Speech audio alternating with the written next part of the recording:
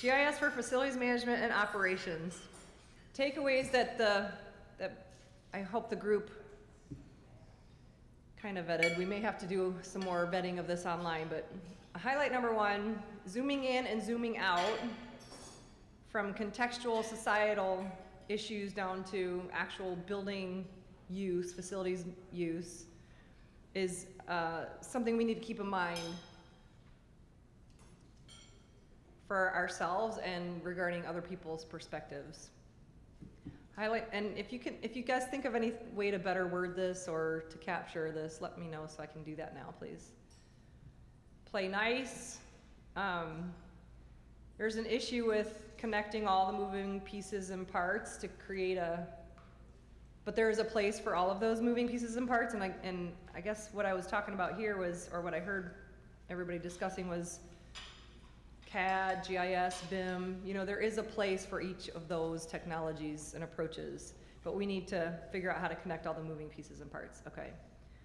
So let's explore the full spectrum of systems of record versus thinning to only one or a few. We talked about, in order to make those connections in a workflow process, let's say from CAD to GIS or CAD to BIM or GIS to BIM, you need some kind of endpoint standards to facilitate interoperability. Endpoint standards, I guess, meaning something associated with the data or formats or models that will make other technologies able to connect to them or digest them. Is this making sense? Highlight number 3, location happens. Location is the integration piece, regardless of what scale you're zoomed in or zoomed out to. Location is an embedded consumer technology, and it's our job, our being the geospatial community, to ensure that it's used correctly. Although we also talked in another panel about the fact that the consumer market's moving ahead without GIS data necessarily sometimes. Highlight number 4 from that panel, again, facilities management and operations. Accessing up-to-date relevant information within 3 swipes or a click is what the consumer market wants and needs. Without it, we're just talking anecdotally. Any modifications that I can make to this? Anything anybody wants to see changed? Okay. So from the GIS for Economic Development panel, which was Carl Anderson and Paige Siplon from the Georgia Center of Innovation, we had these takeaways. Whoop.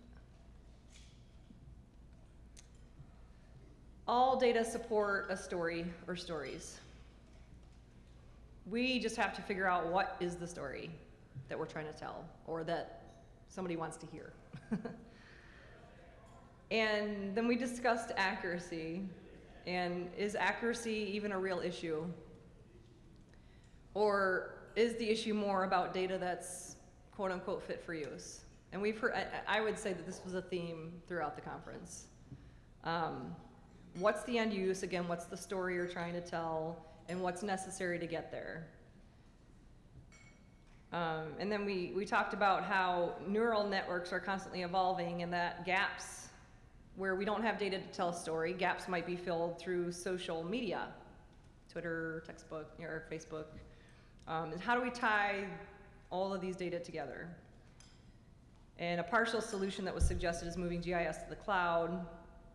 Something we just heard in the last panel, which again I think might be a theme,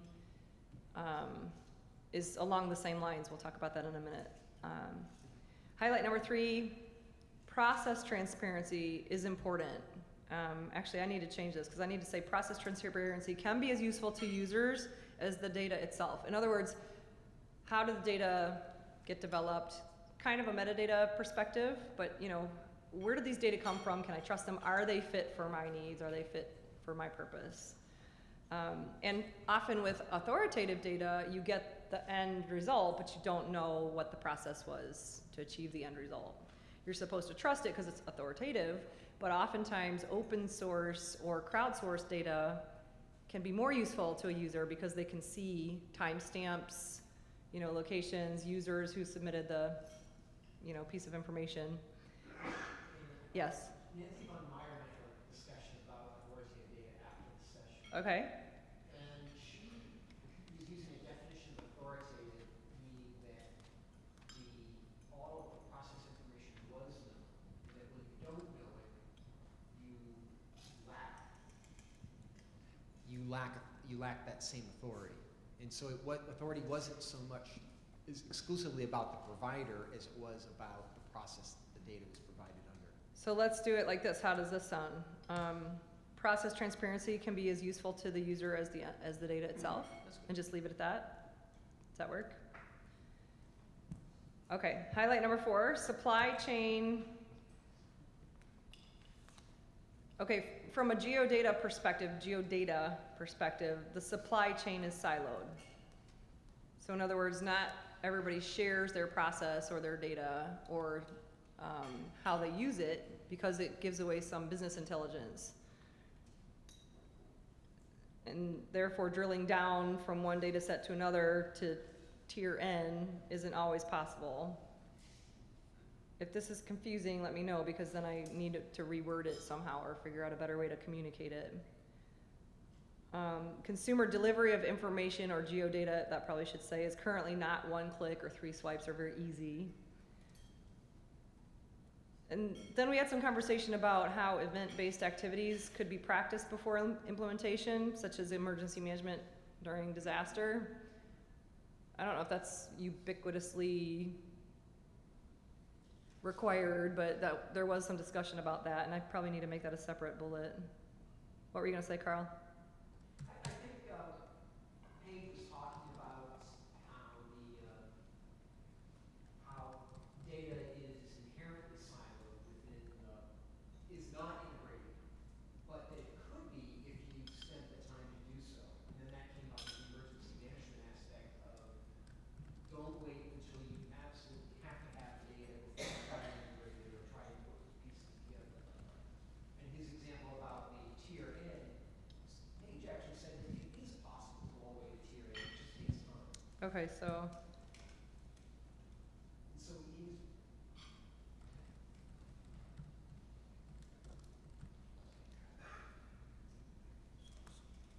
I don't know if I'm going to keep that in there. I'm just going to take that out.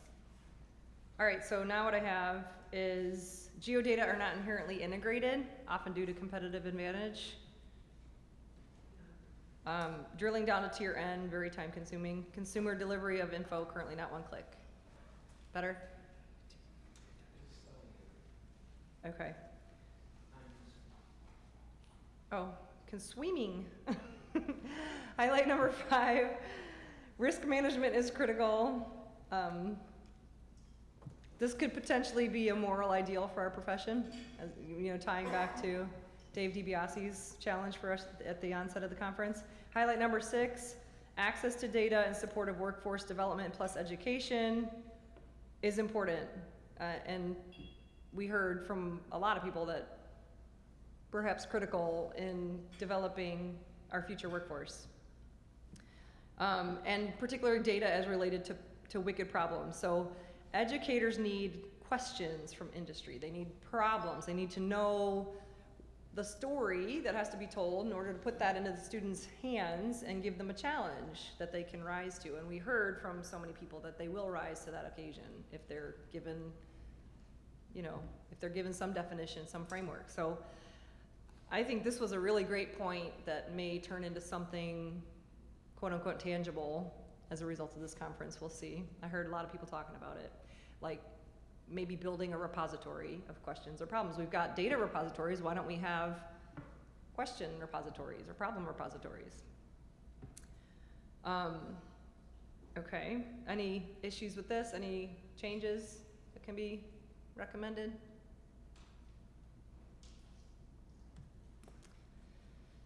Let's go to the next one. GIS for, let's see, the next one was wicked problems. Oops. Takeaways from the GIS for Wicked Problems panel included determining the threshold when compiling data, the decision threshold. So how much information or data is just enough to satisfy place-based analytics versus how much is too much and overcomplicates the issue. This applies to volume as well as accuracy. Does that make sense to everybody? Highlight number 2, we need the need for parcel data nationally, I think we all established is there, but that doesn't mean we need it in a single geodatabase. So technology and capitalism have helped us overcome the traditional approach. And we've been thinking about, national data sets from an institutional, social, or political point of view, whereas the technology is going to allow us to get there before we probably can even come to some conclusion on it ourselves. And I think what was being said was that you may have some apps, you may have some interface that will show you parcels across the nation. That doesn't mean there's a national seamless parcel database driving that. Does that make sense to everybody?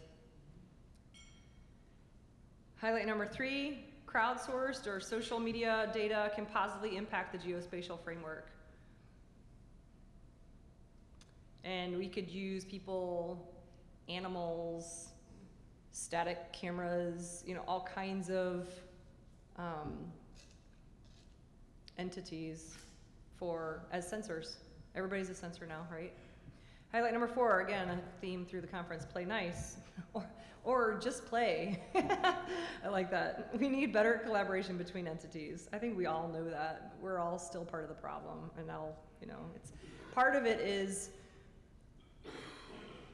probably, I've heard that you don't want people to see your data maybe because it has some problems in it, or part of it might be that you own this data and you want to make sure nobody else modifies it because there could be legal reasons. Part of it could be sensitive and security issues. I also think part of it is just our human threshold for how much we can do. I mean, we're going to GTRI, we have 1,500 employees there. I would love to collaborate with all of them. I don't know who they all are. I don't know what they all do. So half the time you don't really even know what channels you should be pursuing. Highlight number 5, cows need broadband too. We were talking about this kind of ties to the crowdsourced social media, highlight number 3. But pervasive, persistent sensor networks are already out there. And we were actually talking about the cows in South Georgia because a lot of them are being tagged now with RFIDs, and you can track where they are at any given time, real time. But that could potentially be a sensor. But also, in order to track them real time, you need to transmit that information, and therefore you need the broadband capabilities. Any comments on that? Any modifications, changes? All right. And again, I don't have the health takeaways now, but they will be on the website, and we'll allow you guys to make comments if you'd like. So the last one, dilemmas and challenges for GIS. We just heard that panel this morning. Takeaways, we had quite a few from this one. Highlight number 1, can you guys read that? It's pretty packed with characters, isn't it? Having geodata or geospatial applications that speak a variety of local languages is necessary to having relevant technology for everyone. So we continue the discussion to say standards serve this purpose as a common language. However, there are too many of them and they're too cumbersome oftentimes. So changing standards is also too cost prohibitive. So the geo community is still stuck in the cassette player mode. And not the MP3 genre. Highlight number 2, data acquisition organizations. This could be a private firm, this could be a college with students, out there capturing data, whomever. Those organizations that are acquiring data need funding to keep their programs alive. Therefore, how do we get our data to the masses in a way that will benefit us and allow us to continue to build our programs and to capture more data? That highlight kind of refers down to highlight number 6, which we'll go to in a minute, and refers back to some of the other highlights we saw just now. Highlight number 3, potential funding avenues. maybe, and this is just an idea somebody threw out, maybe we have transaction fees tied to the currency of information. So you've paid for a particular data set or pieces of a data set that are pertinent for your needs. Those data get updated on whatever frequency, and you can pay per data currency transaction. I guess, we didn't say this, but I guess the analogy would be like, you know, you own your GPS and you have your map. The map will change, and if you pay money, you get the updates to the map on whatever basis you want. Highlight number 4, everyone already has a GIS. I don't know if that's really real, but the point was, and let me just take it out. Let me just say, accessing back-end source data opens many opportunities. That was the main message, in my opinion. Sometimes financial investments in existing software or psychological or mental investments in a way of doing things, those could potentially be the barrier to getting access to the data you already own and making something more useful from it. Highlight number 5, this is kind of an industry-wide generalization, but we're missing an information engine. And we put it in quotes because we don't really have a way to refer to this thing because it doesn't exist yet. But we're missing the piece that will dynamically or can dynamically geoprocess from a point primitive cloud to data that everybody has, whether it's on their phone, on their computer, or otherwise. So we need some kind of persistence resource that people can reference to describe the world. So you consume information or create, I should say consume, create. You want to connect it and then publish it. Highlight number 6, again, something missing that could be a possibility for arriving at that type of information engine product or process is maybe the geospatial community establishes a business model with the private sector to share revenue with data contributors.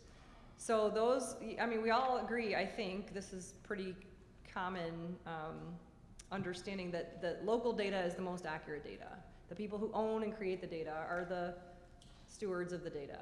Google, although they're starting to create some data, generally will go get it from wherever they can find it. But in addition to creating and owning data, we're also trying to build websites to display it, to serve it to the masses. Why not let the private sector do what they do well, which is to create that vehicle, and then the geospatial community do what they do well, which is create the data and marry those two. And the example was, you know, you got all these counties with their websites, with their serving up their parcel data. They all look a little bit different. They're all putting in similar effort to develop them. Google's also going out, grabbing all their data and putting it on their web, you know, on their platform. So there's a replication of effort there. What's not happening is Google is not passing back the revenue or a portion of the revenue that they're generating with the clicks they get, but they realize the value in those data because that's where they're getting most of their clicks. It's just an example or a hypothetical conversation that we were having, but that could potentially be explored further, in my opinion. And that's what I hope we all agree to as the takeaways from this conference. Now, what I want from you guys is to say, yes, that's what we all agree to, and or what are the common themes we can pull for? These are summaries of each of the panels. What is the summary for the past 2 days? If you want to refine it further. We don't need to do that, but I think I personally, and I've heard a lot of people talking about doing, taking action, I personally would like to leave this conference and have something that I can do that can reflect back on this experience. Go ahead. What if, a very simple thing to do, well, I say simple because I suppose you would be doing it,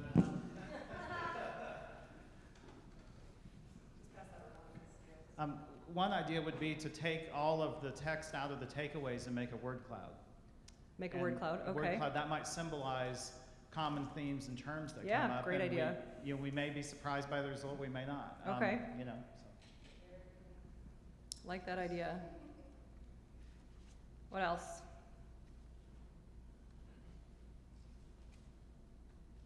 Hi, Siva. Other ideas?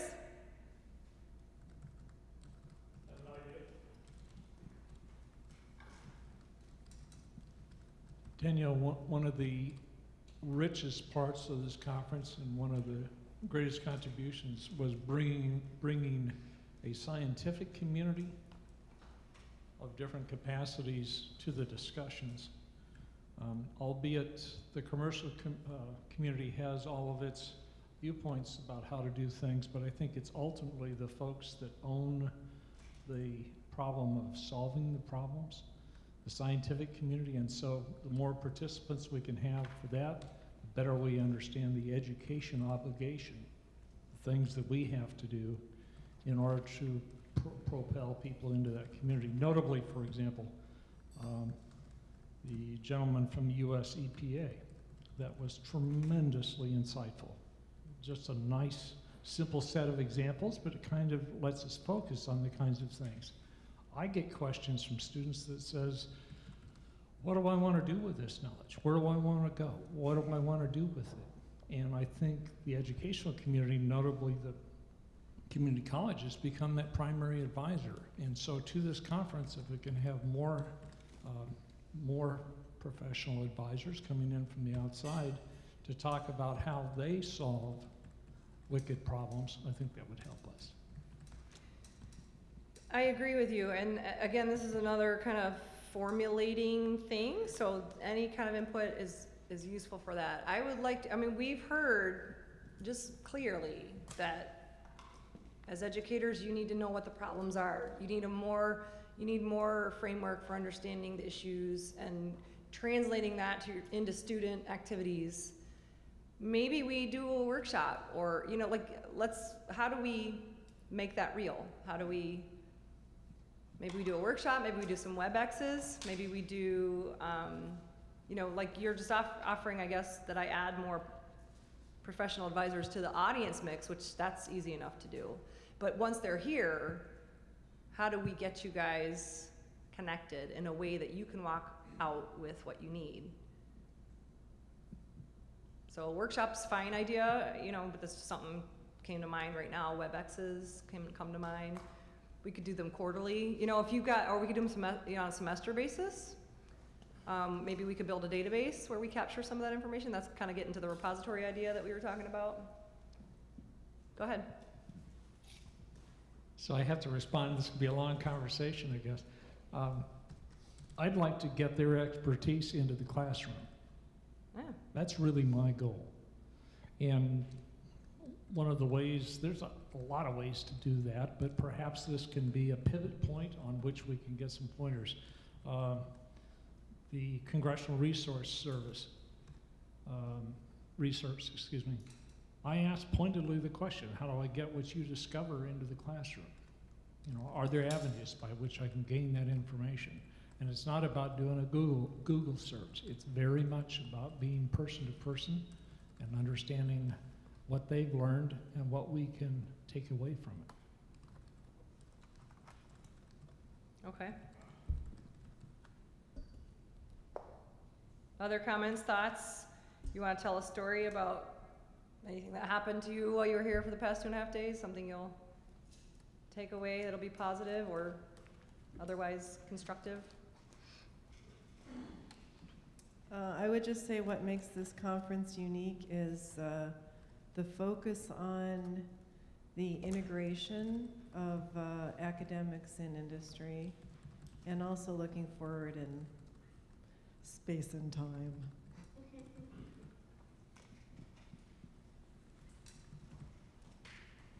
Thank you. For me, particularly the session that we did with the model courses was, that was beneficial to me because it did several things. Number one, it's crucial for geospatial educators to know that they're on the right path, that they're consistent with others, that what they're not doing, or that what they're doing in their particular institution is not way out in left field somewhere. So this notion of having sort of a quote-unquote national curriculum, if you will, with the model courses is really very important that we do this sort of work. Secondly, I'd like to just sort of put out a charge here for the future, and maybe this is something, Danielle, that you might be able to kind of get going a little bit perhaps for the next go-around. And that is that as we've come here the last couple of days, we've cultivated some relationships between educators, between professionals in the geospatial community, practitioners, and some of us already knew each other, but those relationships have been strengthened based on getting together and just having an opportunity to discuss things. We heard earlier today that partnerships and consortiums are absolutely crucial for grant proposals. There are already leaders that are here in geospatial education that are very dynamic in terms of what they do with their programs at their individual institutions, also on a national level. And they're very geographically well dispersed with their institutions, as well as diverse in terms of the institutional types and the types of programs that they offer. And I would posit that if we could please be able to have this be the start of a consortium for potential grant proposals. We have lots of people already in this room. Some of us have already left, but it's basically an all-star team of the leaders in geospatial education, and I think we need to make good use of that. A consortium speaks to several things, including the sharing of resources, not duplicating efforts between individual institutions, and it shows who's blazing the pathways in terms of geospatial education. It's a model for others to be able to follow those footsteps. So I'd like to see us really start something in terms of a potential consortium for a possible grant proposal. Great idea.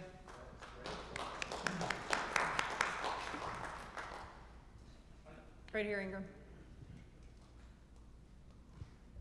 I'd just like to ask one quick question. If you look forward 10 years, and what percentage of the workforce would come from 2-year degrees under the GTCM model? What would come out of 4-year degrees? What would come out of your master's programs, whether they're online or whatever? And what might come out of PhD programs? So what's going to be the composition?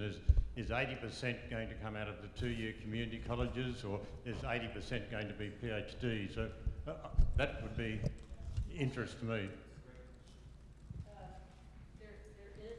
There is some data out there about that, and I just got finished with a project as part of the committee I was on at the college, and for the Southeast region, which is where we studied, they projected that 51% of all the available jobs that will be created between now and 2018, this comes off of the, I think it's Department of Labor, 51% will be middle skilled, which means a 2-year degree or more. And so, and that was very encouraging for us because that's our market, our main market. And they also projected that only 43% of the workforce will be educated to that middle skilled level. So that there's definitely opportunity out there to improve access to people to that educational level. So that I can share. I don't remember the numbers for the other, but I know it was less. What's the name of the report? And if you're willing to share that, can I put it It's on the called website? Driving Innovation from the Middle. If you just Google Driving Innovation from the Middle, you'll find that report. So I can put that on the website or put a link to it?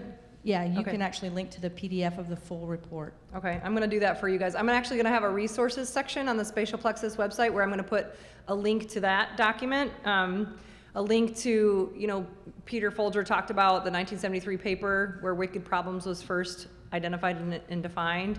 I'm gonna put a link to that on the website. So a lot of the resources that we've heard surface, I've been notating those, and I'll build those out, but I don't wanna be the only one responsible for that. I hope to make it so that it's part of the blog where you guys can add resources to that as well. But stuff that we've talked about during this conference that you wanna go back to review should hopefully be there. Other comments? I'm very satisfied. I think I've got, general agreement on the takeaways, and now I've got some things to do afterwards. If anybody thinks of anything else or wants to help in any way, let me know. Again, I'm recruiting for the conference committee for next year. Maybe you want to lead a grants committee or something. You know, let's start to really put some of these ideas into action. We need to do it, right? Do it. That's another one of the messages.